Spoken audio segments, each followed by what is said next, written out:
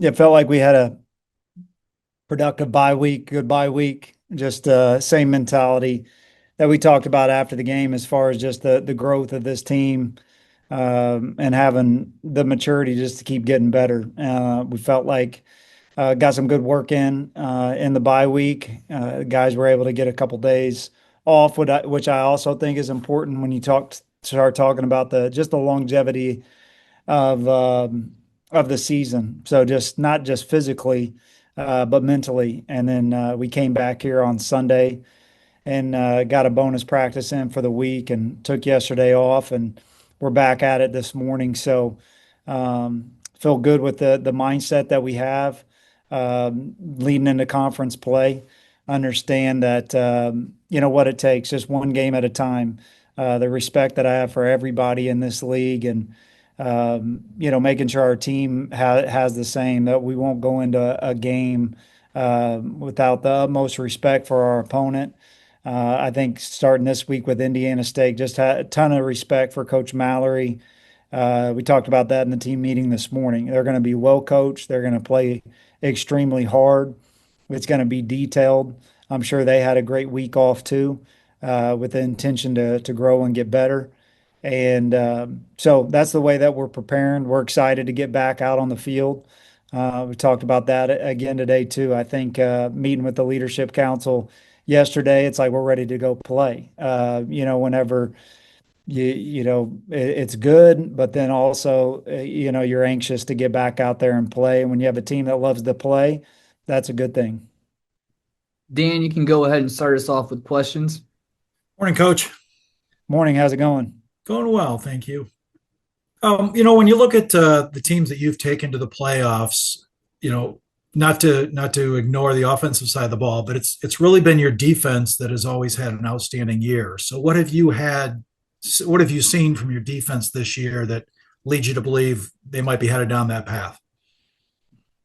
Yeah, I don't know. I haven't thought of it that way. I just feel like, you know, we got to play great on all three phases to have a successful season. The only way that you can have a successful season is to have a successful week. And so it's really game to game. What's the plan to win? How are we going to go out there and execute that? I think this team will continue to grow, and I think our team will find ourselves in different styles of games that we got to find different ways to win. That's why I think just around the country and stuff, just the narratives, you know, everybody plays a little bit different preseason schedule, really around the country, FCS and FBS. And then you get into conference play and you start playing each other. And so everybody's got 4 games, at least 4 games on teams as far as tendencies and things and what the identity of teams are. And so for us, it's just about, you know, continuous growth. I don't know if this answers your question, but I have a ton of confidence in our team. Not even looking at it as like, hey, we have a defense that can win, but we don't have an offense. I'm worried about our team as a whole, just continuing to grow and get better. I know you've talked a lot about linebackers this year. I'm going to be talking to Chris Presto later. Just, talk about Chris's growth as a player and as an individual. Yeah, I mean, Chris is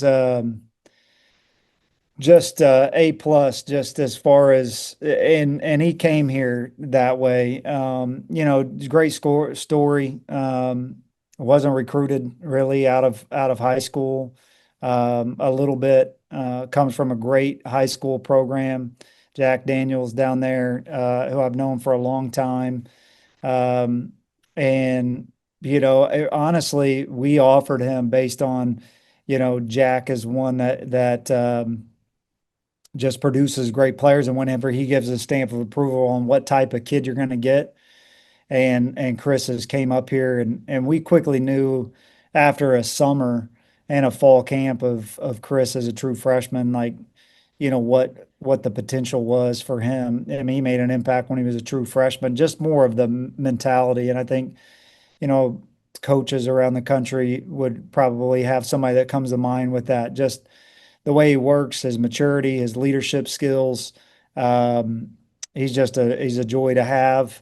And then the talent that he has. He's athletic. He's kind of a hybrid type guy that can do a lot of different things for you. I think is playing at a super high level, but he's played at a high level for us since he's got here. Thank you very much. Thank you, Dan. Bucky, you can go ahead. Hey Nick, how you doing today? What's up, Bucky? Well, sun's up for one thing.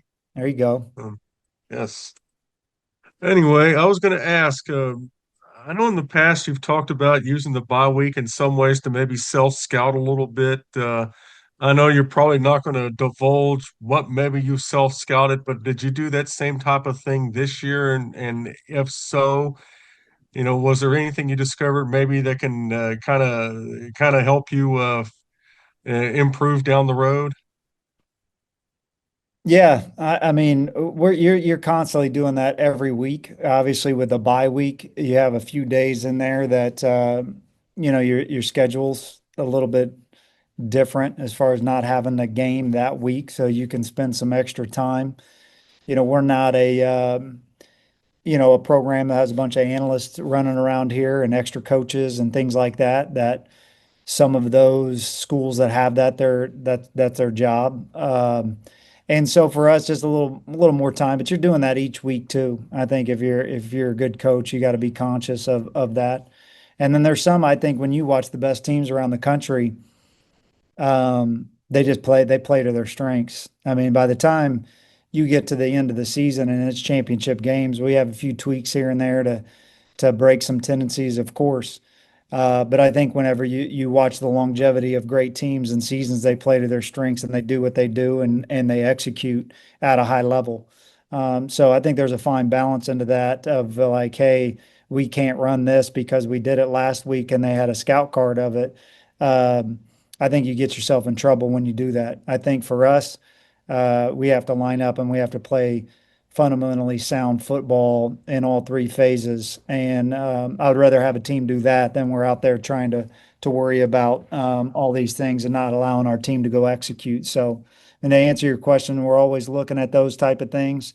If there's something that's glaring that we need to do a better job as a staff, then we'll look into that. Which brings to mind another question. I remember once upon a time, Magic Johnson said, if we have a good enough team, I can tell you all the plays we're going to run, and if we execute them, you're not going to stop them anyway." Is that kind of the feeling maybe you have when you talk about a team playing to its strengths when you're a good enough team to get to that point?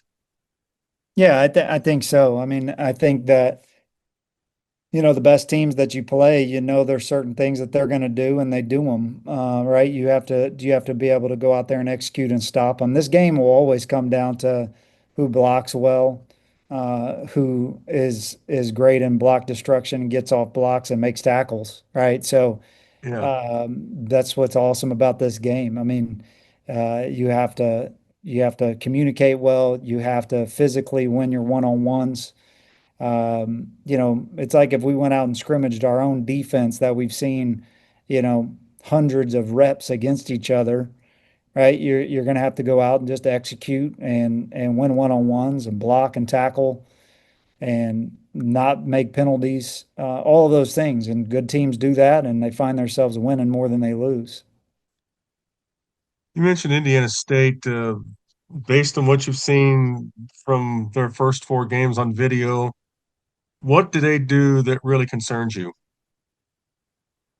Yeah, I think they do a nice job. I think they do a good job, um, you know, on defense. Just talking about them in all three phases. I mean, defensively, they're sound in what they do, as far as mixing up their coverages, mixing up their looks, their pressures. As far as bringing some hot pressures, they'll bring some other type of pressures and single dog pressures. They do a good job with up front line games, and then mixing up the coverages behind them. And then, offensively, I know that they, lost their quarterback. I'm not for sure what, but really both of them do similar type of things as far as playing the game. So it's not like going from one extreme to the other. I think this kid that's came in is experienced and has done a good job. They're going to shift and trade and motion, and do a variety of things on offense. So I think it's like this every week. I think you asked me this question about SEMO too. I think for us, every game, every team creates issues that you have to be, practice and you have to show your team and you got to have a plan for. And then on Saturdays, we got to go out there and execute and do it. Thanks, Nick. All right, appreciate it. Thanks, Bucky. Matt, you can go ahead. Thanks, Tom. How are you doing, Coach? Good. What's going on, Matt? Not too much. Coach, I wanted to ask about Andrew Bem. In the preseason, you mentioned, him being a captain, and you kind of had mentioned, like you expected some people maybe be like, well, who is that exactly? Just how proud of you of him to be having the emergence that he's had this year. He's your leading tackler right now. Just obviously, you expected big things from him, but just how great is it for him to be voted captain in the preseason and then be performing at this level a month into the season? Yeah, not surprising to any of us in here. I kind of alluded to that, but I'm not one to just like, hype a person up and tell you this and all that going into week one, right? Like, but we've seen this out of him. I think he's one of the best players at his position. I think we've talked about all three of those guys, four guys, really with Shug. But Andrew is he's smart, he's tough, he can run, he's extremely detailed. As far as like one of the better guys, as far as just the studying of the game plan. I mean, I think I alluded to this a couple weeks ago. Like he will be up here this afternoon. He'll be locked in. He'll have a notepad out. He'll be going back over the questions with Coach Mack and getting guys lined up, and then just really like a warrior as far as like the mentality that this guy has, the way that he practices. So we've been seeing it, and when you see that, you don't know how the season's going to go or the amount of tackles or anything like that, but you just know he's a really good football player, and um, when given the opportunity, he was going to play well. Wanted to talk about DJ's progression as a passer. Past two seasons, he's averaged around 57, 58% completion, and I know last year was cut short. But right now he's at 68% completion rate. I mean, as a passer to make that type of a jump, and you being a quarterback, you know just how tough that is. Can you talk a little bit about just how much he improved to get to the point that he's at now? Yeah, I think it's just constant improvement. That's what you want. Like each year, you should be growing and getting better at your craft, at your position. And he's worked at it. I think, completion percentage, sometimes the best play on the field is throwing the ball away. So you get an incompletion on that, right? But as an offense, you want to get your quarterback in a rhythm. You want to find completions. You want to get the ball out of your hand.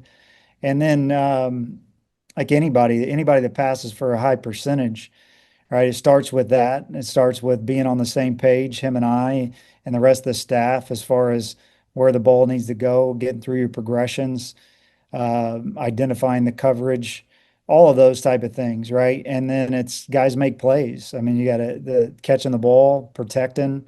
I think there's a lot of things that go into that number. It's not a number. Obviously, we want to pass for a high percentage, but we also want to throw the ball away and make the winning play on each play. And sometimes that's throwing it away, or sometimes that's eating the ball. I think he's done a good job with that. And then I think last game we had 18 completions, something like that. And I don't think we threw like one screen pass, as far as you see a lot of guys in this, that I think pass percentages have went up over the history of the game the last decade and with a lot of bubble screens and A screens. And we do some of that stuff too. But when you can throw the ball down the field at a accurate clip, that's where explosive plays come. And so I'm proud of DJ. I think there's a lot of room still to improve. I think he feels that way too. And we all collectively got to have that mindset as a team. And then finally, Coach, just Indiana State, the past two games that they've played, Montana, Indiana, and they've been mostly non-competitive in terms of the score. But I mean, when you look at that team and what they did in those two games, just as a coach, what are you seeing in those games that are giving you pause about the Sycamores? Yeah, I think I mentioned this before, right? That everybody's preseason is a little bit different. They got off to a good start. They beat McKendree and Eastern, and then you got to play Indiana, similar score that Illinois had against them, and then they got to go to Montana, which is maybe one of the toughest places to play in all of FCS football. So um, Coach Mallory knows what he's doing as far as challenging his team. I think we all know that. I think when you look around, and we've not shied away from that, as far as like I think SEMO and UT Martin will be a really good team too. UT Martin had to play three FBS schools, so they're sitting there at 1-4.